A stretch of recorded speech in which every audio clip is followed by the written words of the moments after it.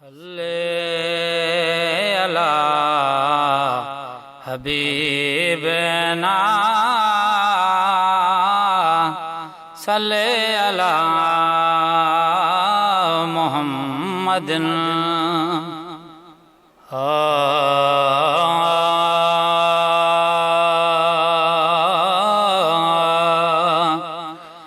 जहे वक्त कहे करबल में हुसैन आयो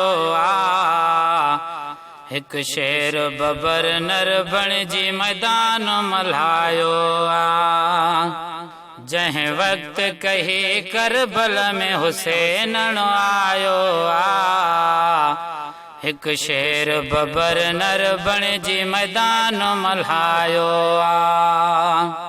नाने नबी जे दीन जे खातिर लड़ियो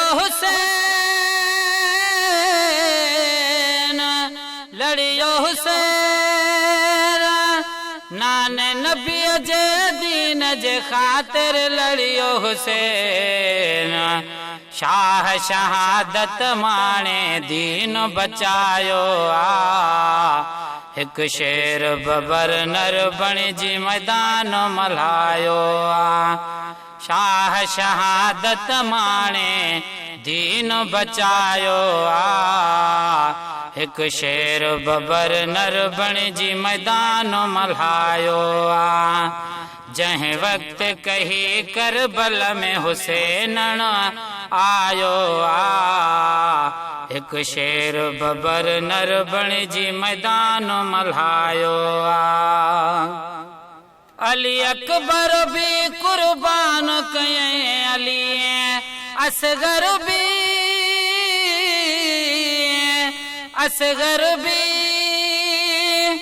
अली अकबर भी कुर्बान कये अली असगर भी दीन जो हर हद शुगल हुसैन मचायो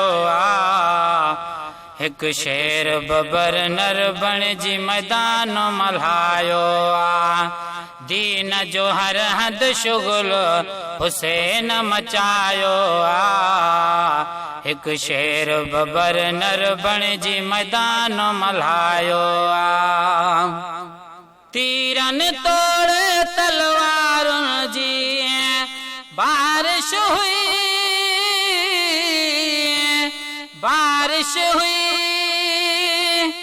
तीरन तोड़े तलवारन जी बारिश हुई पोए बिन माज सा पेच हुसैन न पायो एक शेर बबर नर बण जी मैदान मल्हायो पोए बिन माज सा पेच हुसैन न पायो एक शेर बबर नर बण जी मैदान मल्हायो जहे वक्त कही करबल में हुसैन आयो एक शेर बबर नर बण जी मैदान मल्हायो जन्नत जे नौजवानन जो सरदार हुसैन सरदार हुसैन जन्नत जे नौजवानन जो सरदार हुसैन जिंदा आहे इमाम साईं गायो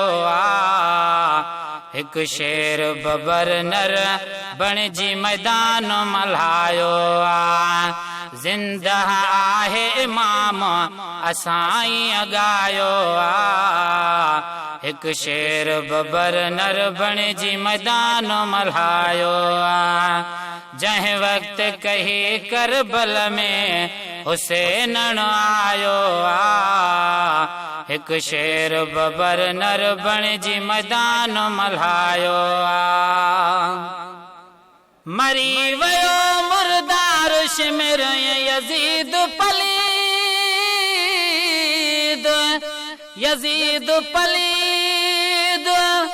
मरी वयो मुर्दार शिमिर यजीद पलीद हयात हुसैन आहे कुरान ॿुधायो हिक शेर बबर नर बण जी मैदान मल्हायो आ। जंहिं वक्त कही करबल में हुसैन आयो आ।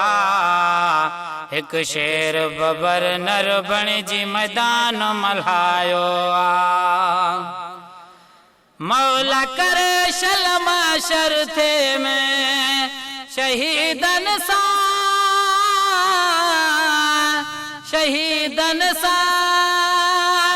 मौला करे शलम शर्थे में शहीदन सा। इहा सदा कर सादिक शेर ही ठायो आ। हिक शेर बबर नर बण जी मैदान मल्हायो आ। इहा सदा कर सादिक शेर ही ठायो आ। हिक शेर बबर नर बण जी मैदान मल्हायो आ। जंहिं वक्त कही करबल में हुसैन आयो आ। हिक शेर बबर नर बण जी मैदान मल्हायो आ। अवल चुमे गलगाल बुधाई नाने का। करबल में परवाह कुसण जी कान्हे का। अवल चुमे गलगाल बुधाई नाने का।